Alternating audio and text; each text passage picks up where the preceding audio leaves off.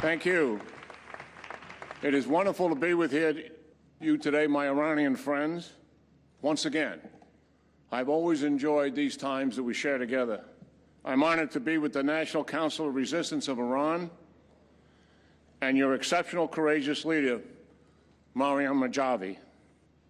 I join my American colleagues and leaders around the world in fully supporting your resistance movement and your drive for a free Iran. The wind is truly at your back. The momentum shift just in the past year is significant and dramatic. We can see it. We can feel it. The United States government maximum pressure campaign is working. The regime is much weaker, more isolated, and more vulnerable than at any time in the 40-year tyrannical rule of the Iranian regime. 90% of the oil cannot be exported. Other valuable commodities are shut down. The economy has crumbled. Inflation is spiraling out of control. Power outages are routine. Corruption and black market are exploding. Civil unrest and uprisings are taking place not just in Tehran, but throughout the country through different socioeconomic groups.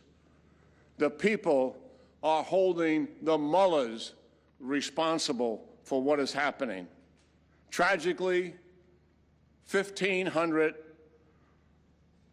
Iranian people were killed demonstrating against the regime in November alone. The regime tried to stop the flow of oil in the Persian Gulf by blowing up tankers and seizing tankers, but they failed miserably.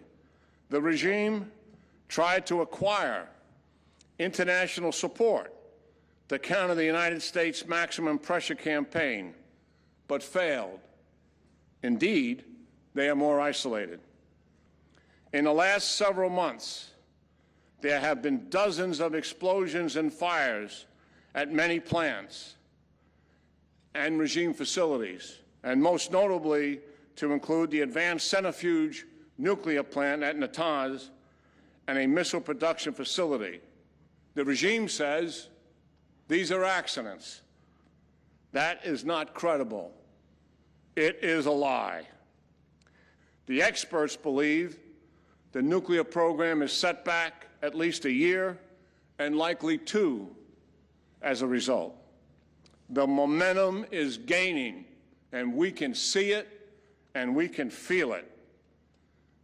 In Baybahan, in an oil-rich region of Iran, the people of Baybahan were in the streets. Here is what they were chanting. Shame on you, Khamenei. Leave our country alone. No to Gaza. No to Lebanon. We sacrifice our lives for Iran. Let's hold that thought. We sacrifice our lives for Iran. Nothing is more inspiring than to see every day people willing to die for freedom. I'm always in awe of it. They are willing to put everything they care about in life at risk to have a full life. This is true honor.